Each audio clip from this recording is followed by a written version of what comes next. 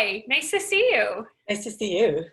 Awesome. Well, I'm so excited to have you because many of my students and clients have the same problem that I do. I'm actually a certified health coach, and this is still a problem in my home. But I have a school-age child that lives with me, Yeah. and school lunches were already kind of like a hair puller outer. But this is a whole other level business.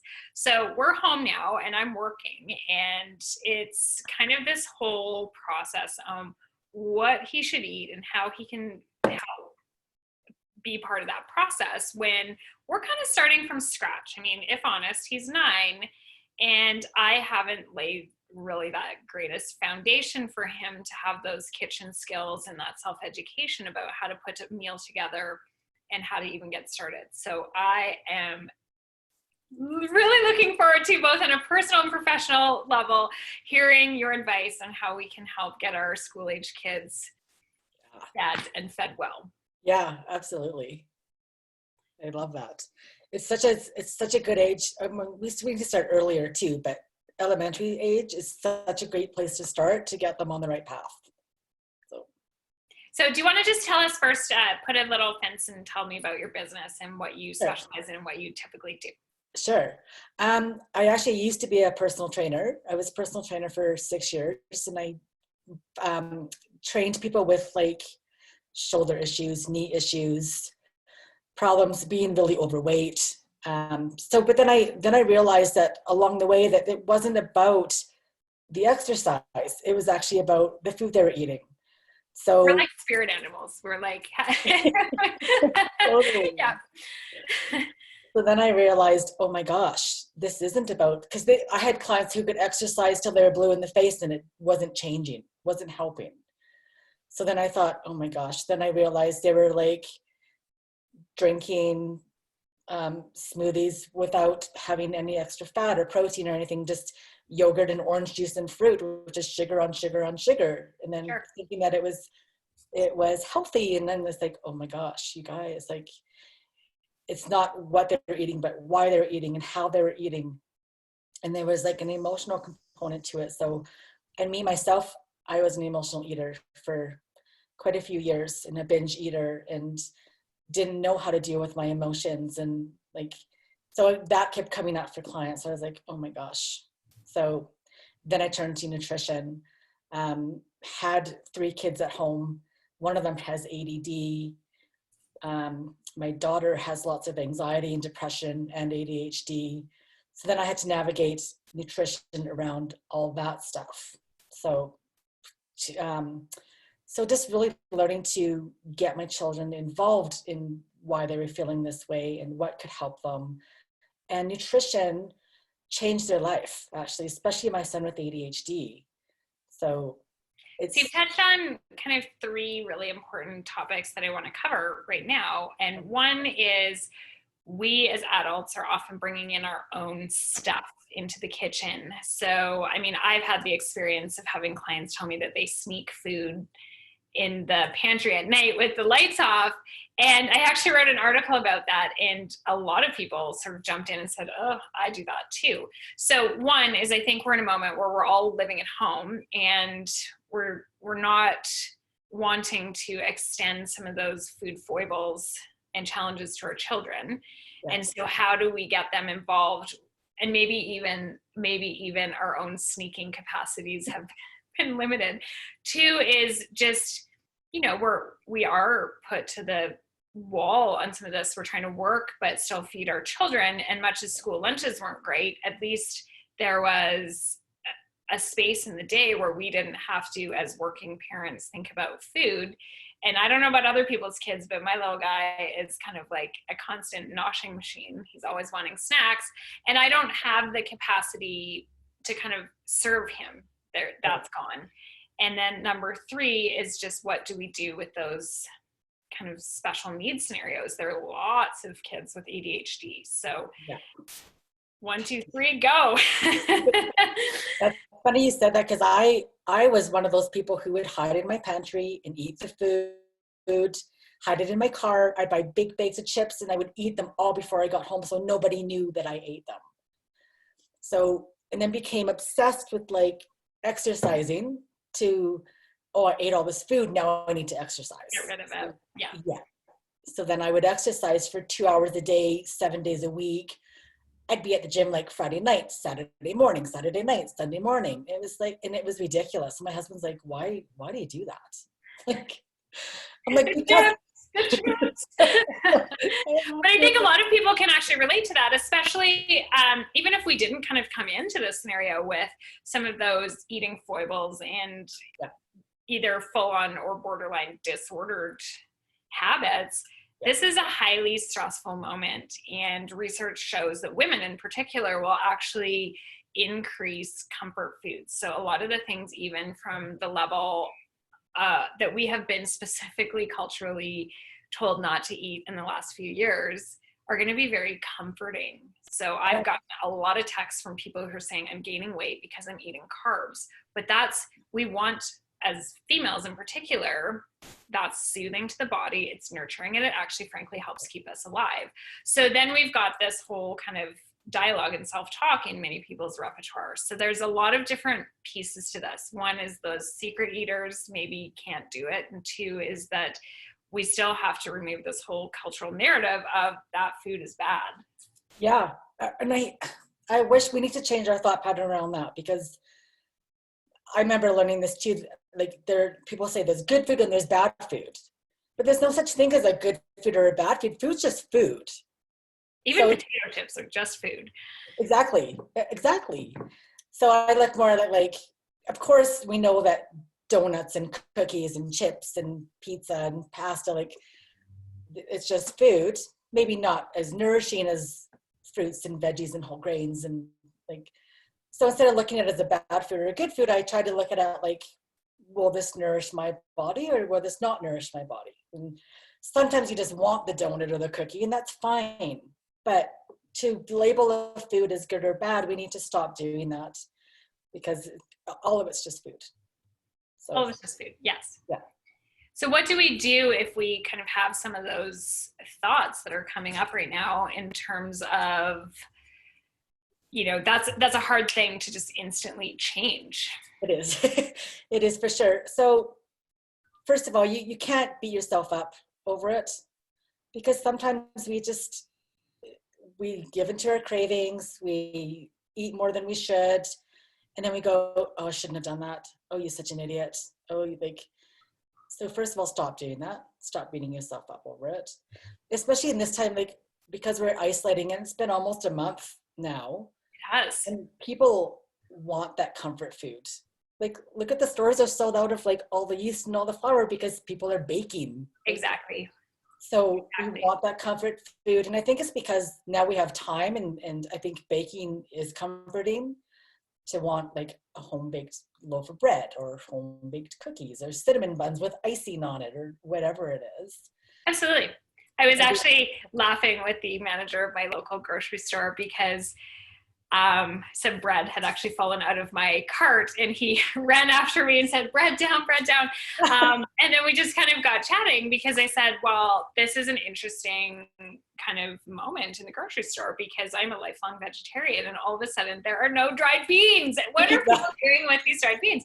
And I said, this is a hilarious dead stop to the keto diet and even the paleo diet, because all of a sudden when we are put in this scenario, it's dried beans, the oatmeal's sold out, I bought the last bag of rice in the entire store, wow, etc. And so obviously our human bodies, when we are put in a moment where we think we're going to be in the house for a month, 2 months, even 2 weeks is where we kind of started, we go straight for the carbohydrates. And like you said, the comfort food of, I've seen so many photos on Facebook of people baking, and people that I didn't even know knew how to bake or owned equipment to bake. So our brains are going straight into that self-defense mode, but I'm not sure that everybody's mind and mental processes around it has shifted that quickly. Definitely. I still think we need to be mindful about why we're eating. And yeah, we've never been in this scenario before, and we don't know how to deal with it. We have emotions coming up that we haven't felt before maybe. So, and to be at home 24/7, it's like going to the fridge every hour because you're bored. You don't know what else to do. maybe not normally eat that way, but all of a sudden you are. And it's like, okay, you have to take a step back and go, okay, what's really going on and why am I feeling this way? And yeah, like it's a situation that we don't know how to deal with. But at the same time, your regular eating routine shouldn't change. So when you're reaching for that cinnamon bun that you just made for the third time today, you go, okay, why do I need a third one? Why am I feeling this way? And instead, step back for a minute and walk away from the kitchen, go do something else, go outside and go for a walk, call a friend, FaceTime with a friend so you can actually see somebody. Even journal your feelings. I find that helps so much. So sometimes it's not easy to do, but sometimes we have to stop ourselves and go, okay, why am I doing this? Am I bored? Am I hungry? Do I need more water? What do I need right now? Do I need a hug from my husband? Do I need what do I need? I love that, because I actually think that people who, in any circumstance, start working from home, we all share that same story. There's research that shows this, but when humans are in proximity to food, we will eat it. And so anybody who has the transition moment where suddenly we're working from home tends to have that same struggle where suddenly the kitchen is a couple steps away. It's not a restaurant. It's not the brown bag lunch in the fridge at work. It's not a planned time with a coworker. Yeah. So I agree with you. I've had that scenario myself years and years ago where I started working from home as a consultant. And that was kind of a habit where when I'm at home, I eat. But I had to break that and actually put myself back into okay, we have breakfast, we have lunch, and we have dinner. And that is it. Because I'm not going to starve to death in the meantime.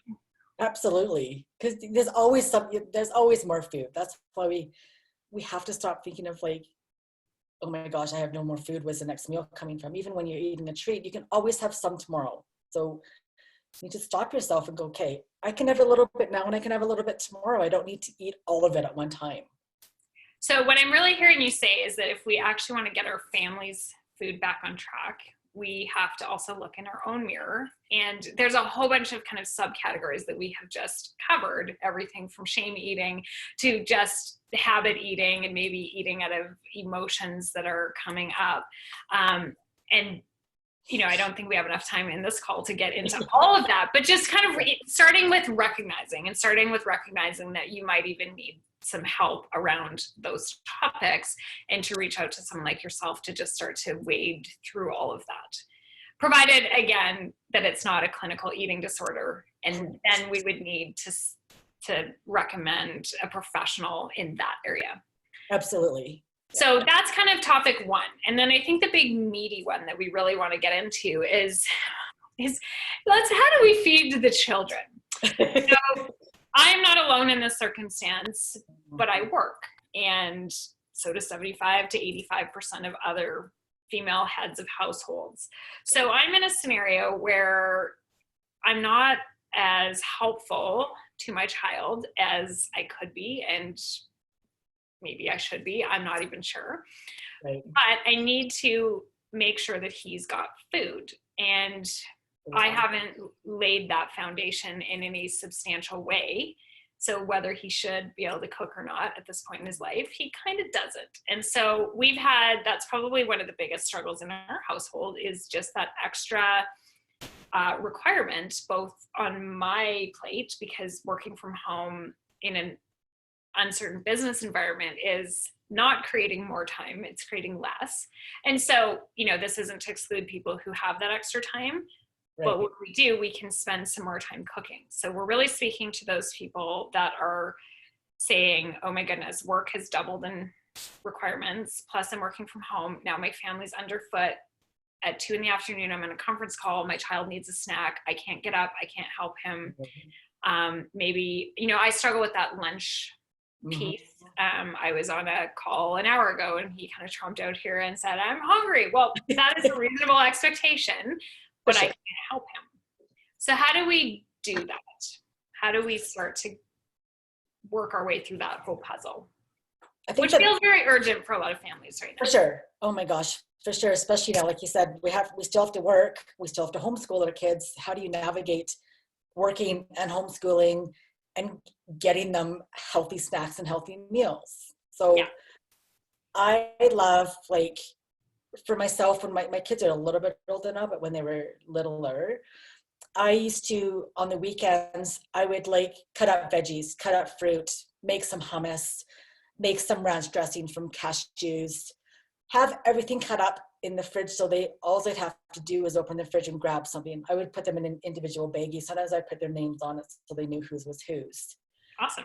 So that was so helpful, because they knew this was their snack for the morning, this was their snack for the afternoon, this was their lunch. And I had stuff in the freezer all the time that they could just go into the freezer and grab something, like homemade granola bars or homemade protein balls. I would make like 3 dozen of them and just throw them in the freezer so they could just grab whenever they wanted them.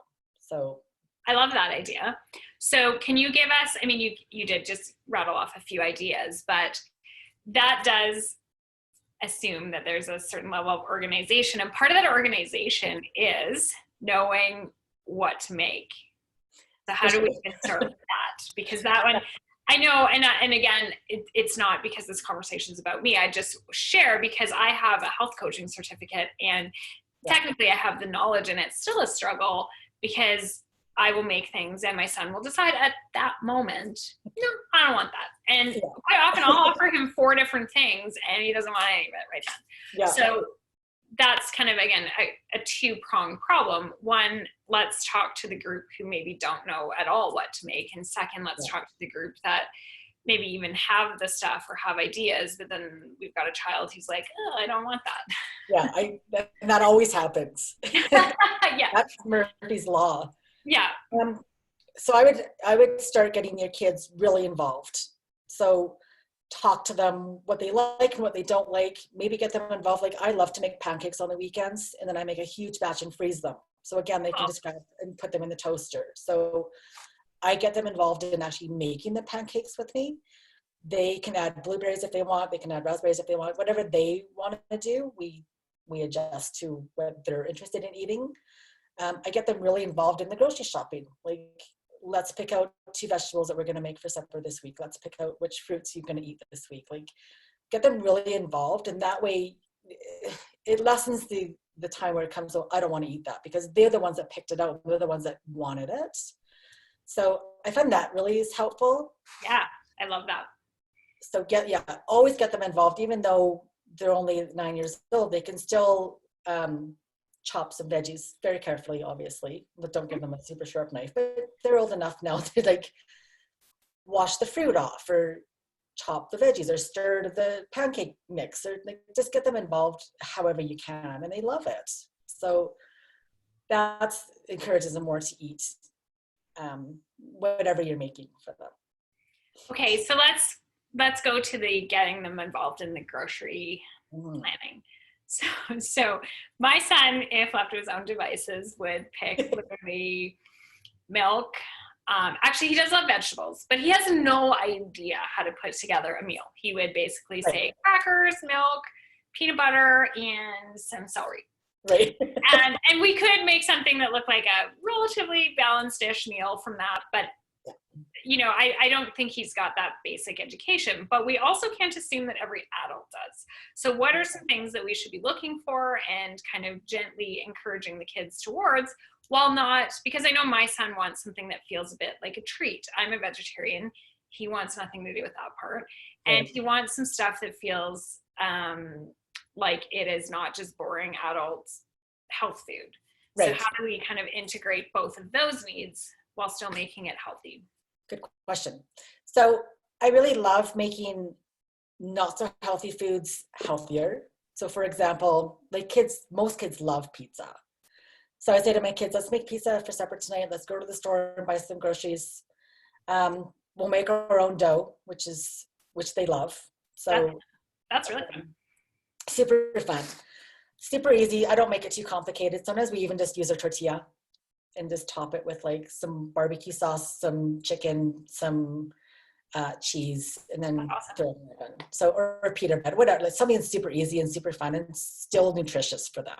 So try and make foods that I know they're going to eat, but super healthier. So I know you being a vegetarian, but my kids, I'm not a vegetarian, but I'm on my way to being one. So, but my kids love like chicken fingers and the French fries and like the. That's right. I actually don't recommend that if it's not something, I mean, my son is not.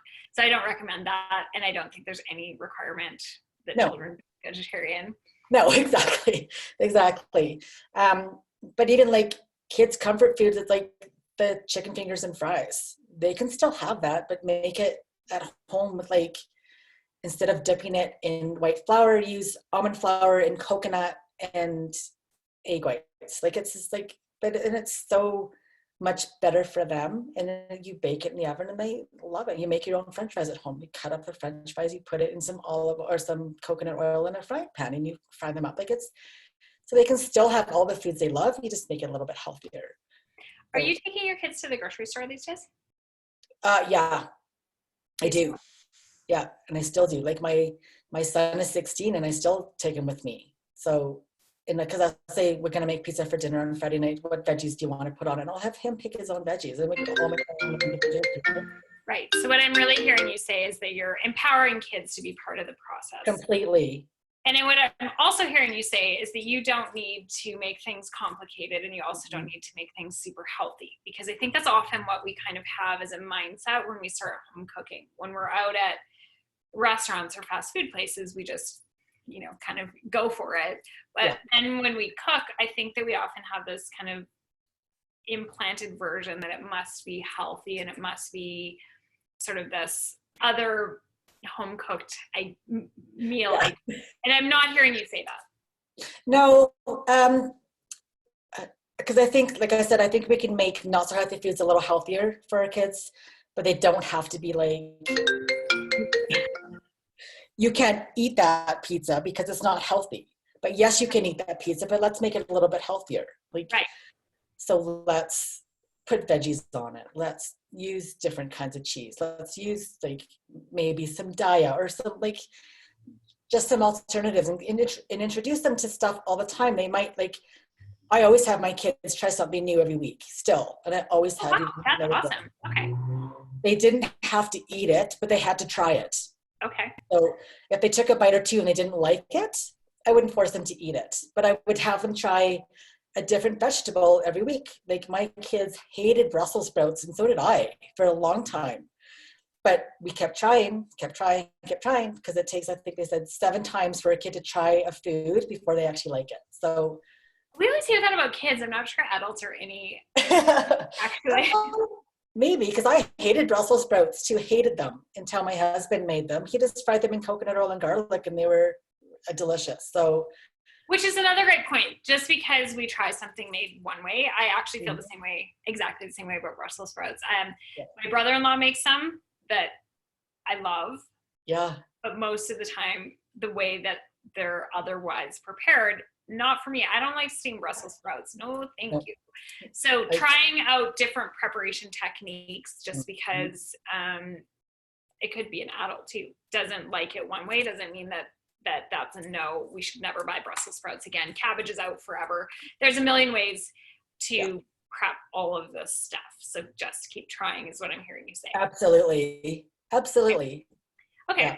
Yeah. So now let's go to the special needs children. So we've got ADHD, we've got autism, we've got kind of a whole range of things that are happening, and that creates an extra layer of challenge. So it does for sure, because my son was diagnosed with ADHD just as I started nutrition school, which was good timing, I guess. And we learned from a naturopathic doctor about the best diets for ADHD kids, and at that time we had taken him off all gluten, all dairy, all sugar, all like colors. And I said to my husband, like, this isn't fair that he has all this stuff taken away from him all of a sudden, and we still eat all this stuff. So I said to him, we're all going off dairy, or we're all going off gluten. Like, we're all changing our diet. So now, is that too what you actually recommend in your practice for ADHD? It's tricky because like I said, I didn't want to eat a pizza in front of him and give him a gluten-free pizza and say, well, you can't have this one, you can only have this one. So it was definitely tricky. I don't think all parents have to do that, but that's just the way I felt about dealing with it. So this moment is a bit different as well, though, because now every meal and every snack is consumed here. So if that would have been possible before, because really at the end of it, most of us are having that kind of one meal that would be, so breakfast is not a time that we typically are doing those separate pizzas, but because we had school and snacks at school, maybe we weren't sharing as many food occasions with the children. For sure, definitely. Because, I mean, breakfast, we all had the same breakfast. I made his lunch for school. That was tricky, though. School was tricky because he would share food with his friends. Sure. Lots of them. Yep.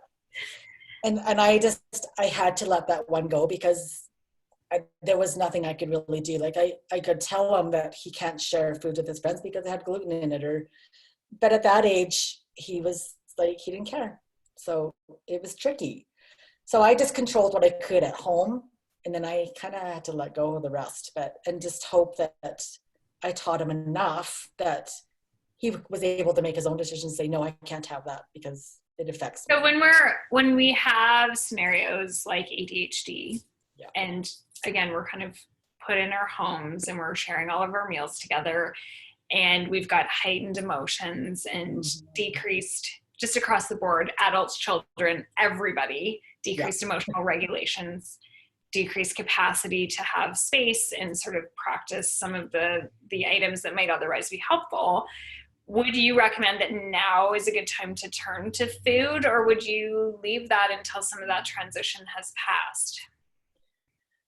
You know, I think I'd probably wait until that transition has passed. I just think it's easier for everybody to do that. Like I said, he's 16 now. We still struggle with keeping him on the right path, so to speak.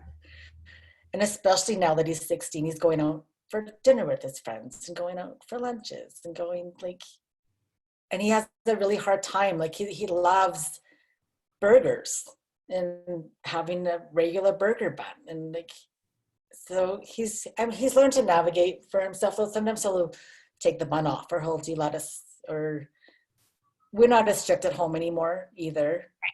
So things definitely change as the kids get older. Sure.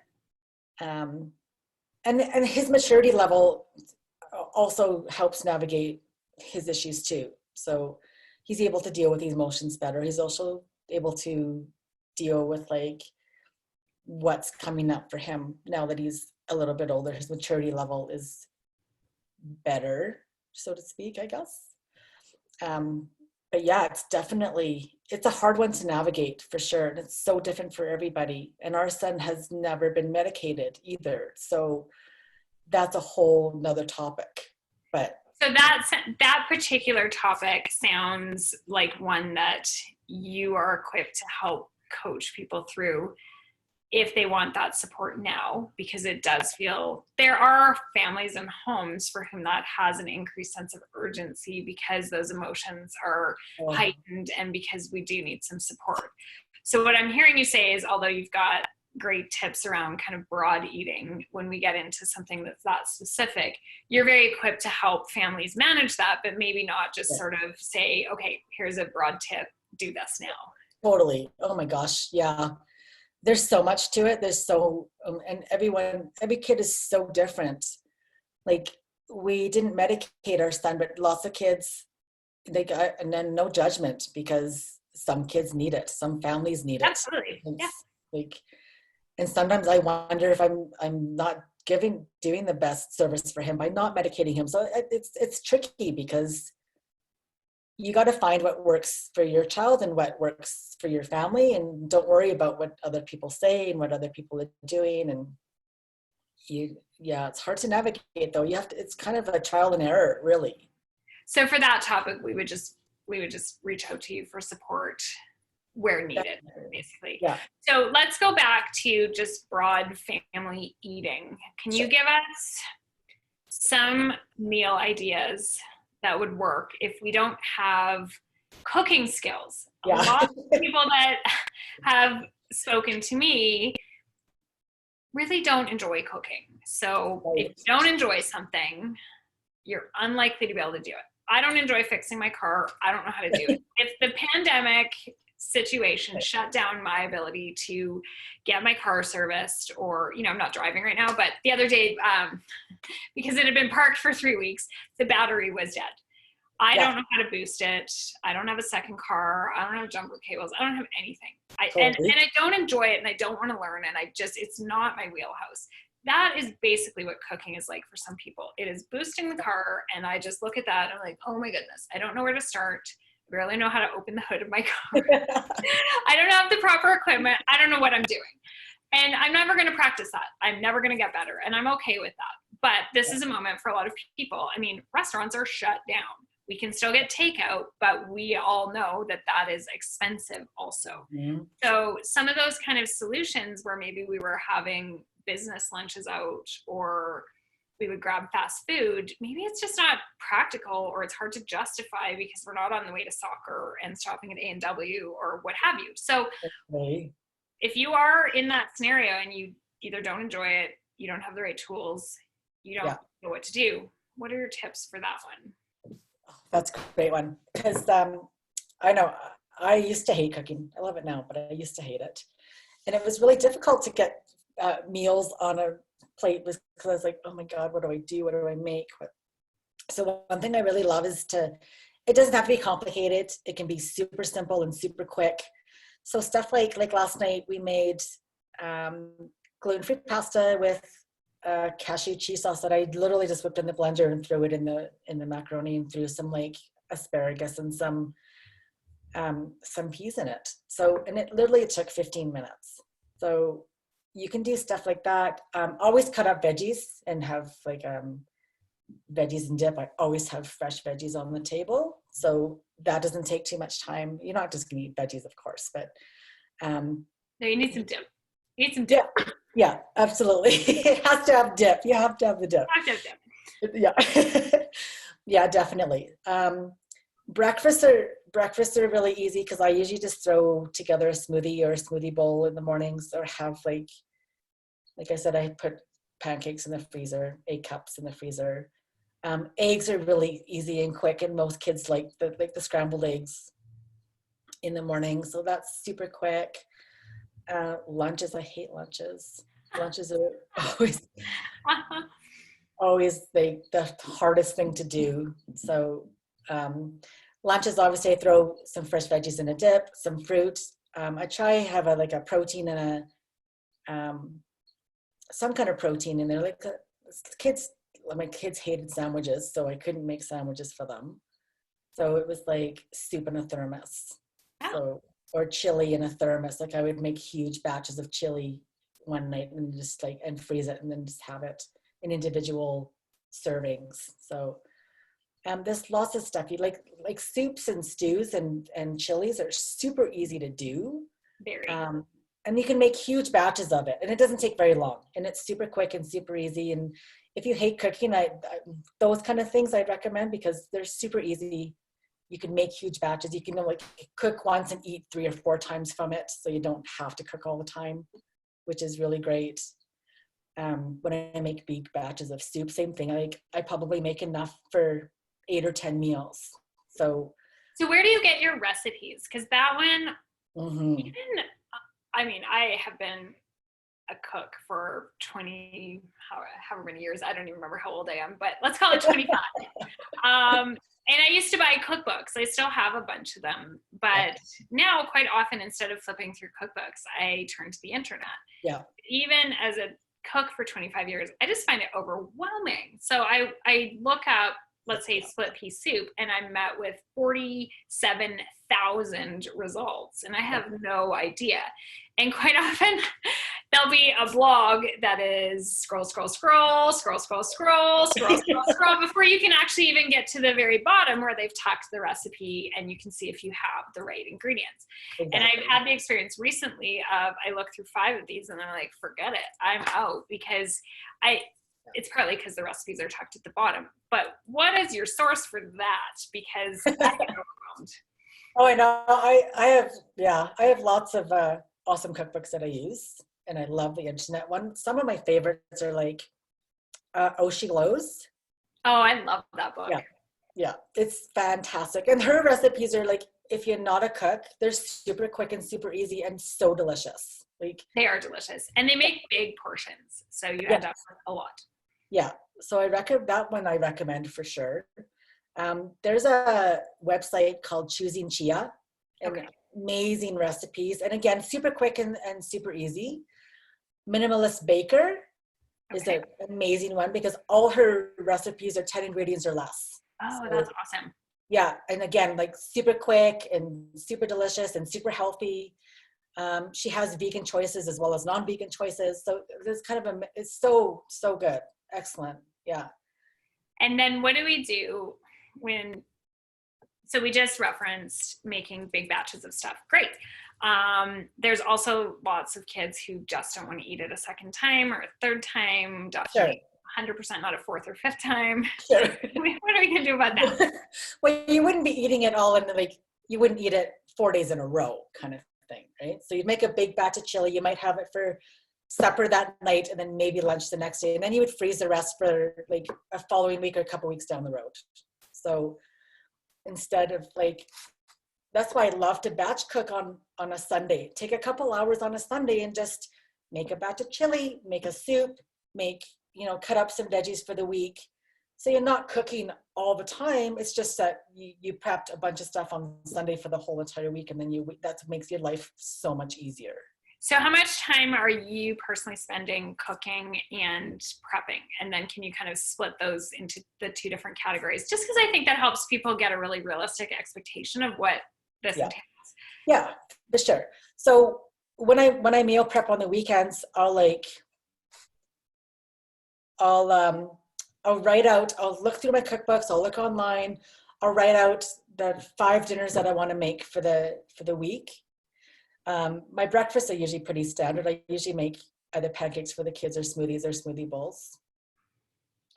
And then the stuff I make for lunch, I usually have for lunches for the kids, like leftovers for the week. So I'll make a big pot of chili on Sunday and then have it Sunday night, and then Monday for lunch, then I'll freeze the rest of it. So that maybe takes me half an hour.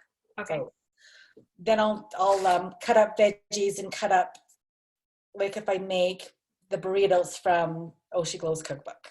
So good. Oh my gosh, they're so good.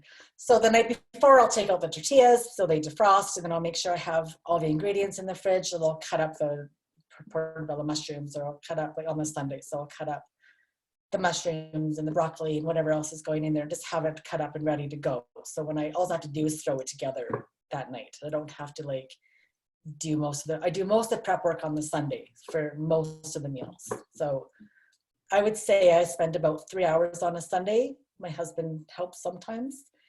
So he's getting better. Mm-hmm. So yeah, I would say about 3 hours between prepping and cooking, and then I have most of the week to not worry about it.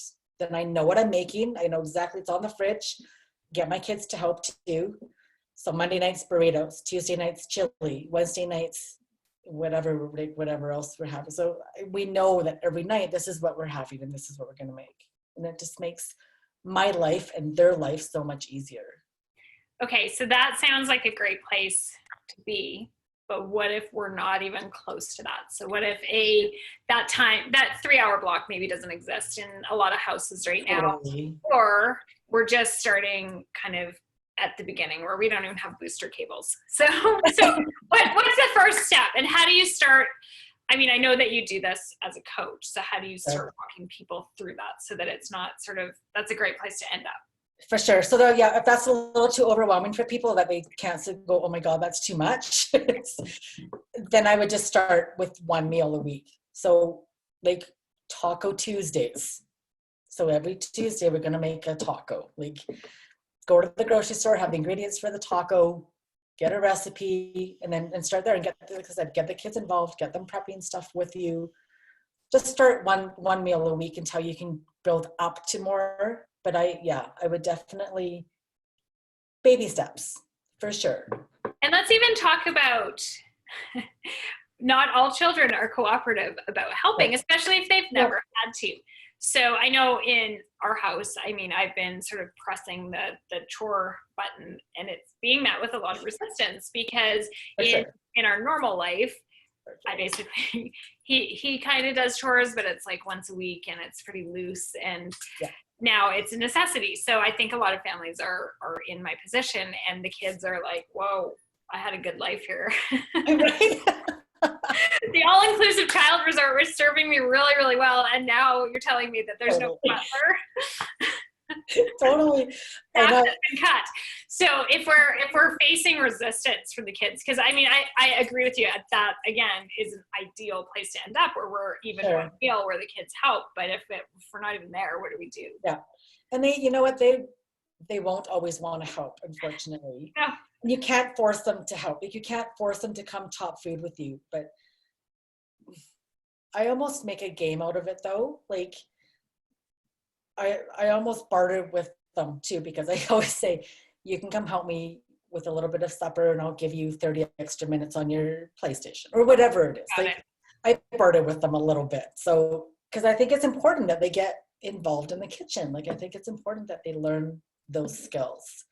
Well, for adults, our reward for cooking is feeling great, knowing that we're saving money, knowing that our nutrient count is up, things like that, which honestly are not rewards for children. They do not care about how much money that meal costs, and they do not care about what the nutritional benefits of broccoli are. So I love that idea of kind of finding, I mean, we get rewards from cooking and eating home cooked meals, but we can't assume that the kids are going to sort of connect to those same rewards. Right, for sure. Definitely not. And I think at some point, though, when you keep trying, I think eventually, like, my daughter loves to cook now. So, but it took a while. But it took, like, even if I said, chop up this one carrot, she chopped the carrot and then leave. So I'm like, okay, well, at least she did something. Like, at least she tried, and she's. But I also think that we need to give a bit of grace also to when anybody is starting anything new. If someone asks me to go out and, you know, I don't play tennis. If somebody asks me to go play tennis right now, I'm not going to have hour-long endurance for that. Yeah. Somebody who is used to playing tennis is going to go back and forth and say, oh, isn't this fun? I'm going to hit 3 balls and get frustrated, and it's actually not fun. So we kind of have to recognize that that's in place for kids too. That maybe they're going to chop a carrot, it didn't turn out the way that they wanted, they might get frustrated and leave, or maybe just have had enough after one. So I think that often we kind of look at children and chores and children and helping as, I told you to do it, you should do it, and you should like it, darn it. Yeah. But we don't ourselves as adults when it's a new skill. No.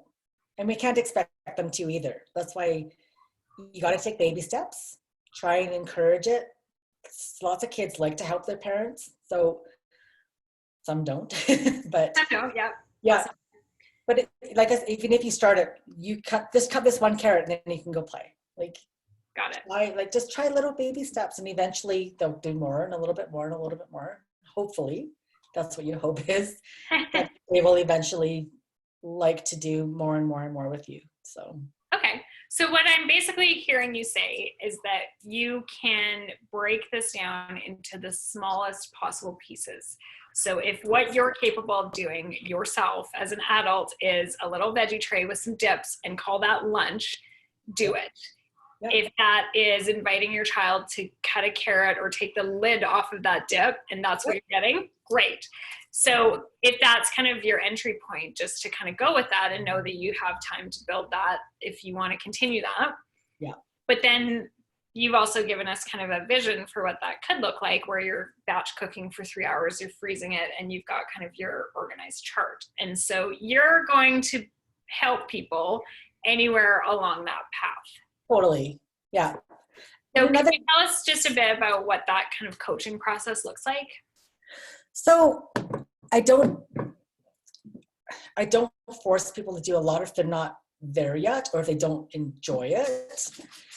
But I think they should start somewhere. So when someone comes to me and says, I don't know how to cook, I don't like cooking, I don't know what to do, I'll actually go into their homes with them and just show them some quick, simple, easy things that they can do that are quick and still super delicious and really yummy. So I know they've loved that. And if you don't live in Calgary, obviously, then I do it through Zoom like this. So I can at least show them, here's a really quick dinner for you guys. It takes 5 ingredients. It takes 20 minutes.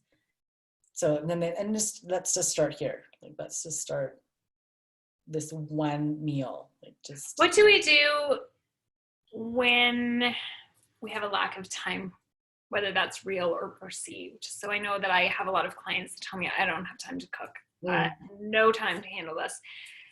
What's that entry level step look like? So let's even say kind of base level coaching where it's not even I don't like it. It's like I don't have time.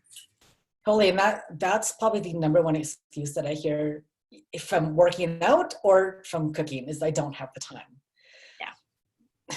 Which I personally don't accept that excuse because I like your style. I think people you need to make time. Yeah. You can make 30 minutes in your day to cook something. No, bull crap. I don't accept that because we have 24 hours in a day. All of us have 24 hours in a day. Take away 7 or 8 of that for sleep. We can make at least 30 minutes to make something. Actually, in my health coaching, the way that I approach that particular one, it takes you time to drive to that drive-in. It takes you time to call that restaurant and sit and wait for 20 minutes for the food. And generally, it's not like you're filling those 20 minutes with productivity. So right now, if you're calling skip the dishes, I guarantee that you're not calling them and then going on a huge productivity burst. You're actually kind of sitting waiting for your food. So most of the time, that is a time perception that it seems faster to go to A&W and grab your takeout, but it actually isn't, because even I actually don't ever eat fast food, but from here to the nearest A&W is something like 10 blocks. Well, for me to go to the garage, get in the car, drive there, and then come back, by then I certainly could have prepped a burrito or some simple food. Yeah. And it is not faster. No, it's not. I love that because that's exactly it. That's why people that say I don't have time to work out, I don't have time to cook. No, you need to make the time. Make it a priority. It has to be a priority, especially for your children. Yes. So I am definitely hearing you say you're not having any of that, but you are in a position to really offer some real talk about what that looks like and help people overcome that particular barrier. Because I would say I've struggled with that even, I'm a movement specialist, and I've struggled at times in my past of feeling like I didn't have time to work out. And it's really about, I had to adjust my bedtime. Yeah. I didn't want to do it because I liked having kind of that time at nighttime. It wasn't productive time, but I had to adjust my bedtime and get up in the morning and do it then. And everything else in my life changed when I actually figured that piece out, because then I had more energy, my stress was reduced, I felt like I had my me time. And I find the same thing with food. I mean, I'm coming at that from a bias of being a vegetarian that doesn't eat a lot of processed food. Yeah. I feel better. I feel like I don't have energy surges through the day. I feel healthy. I feel vital. I feel like I can, accomplish things, but you have to almost work backwards from that mindset of, I can't do this, to recognizing the benefits. And that's not necessarily like an instant process either. No, not at all. And the mindset piece, I think, is the key to all of it. Like, once we switch our mindset to, oh, I can do this. Oh, it's only going to take me 20 minutes to make this meal. I can do this. Like, instead of going, oh, I don't know what to make. Oh, I don't have time. Oh, my kid won't eat this. But I often think it's overwhelm. It's overwhelming not knowing where to start and not knowing what the first step is. Yeah. So you've given us some amazing tips today on how we can kind of break this down no matter what your entry point is. Tell us where we can find you if we want to get a bit of extra coaching and support around this. So you can find me at ultimatelife.ca. I have lots of stuff on my blog. I have some recipes. So you can go there and find me for sure. I'm on Facebook at Lisa, what is my Facebook handle? I don't even know. Oh my gosh. It might be, actually it might be Ultimate Life CA as well. Same with on Twitter and Instagram. It's all Ultimate Life CA. So. Amazing. Awesome. Well, thank you so much for chatting with me. My information is all at My Body Couture, which is my, M-Y, body, B-O-D-Y, Couture, C-O-U-T-U-R-E. I'm on every platform under that name, and my personal name is Janis, spelled J-A-N-I-S, like Jocelyn. My last name is Isaman, I-S-A-M-A-N. So you can find either one of us if you need a bit more support around fitness and movement or around food and nutrition. Thanks so much, and we will talk to you soon, Lisa. Sounds great. Thank you.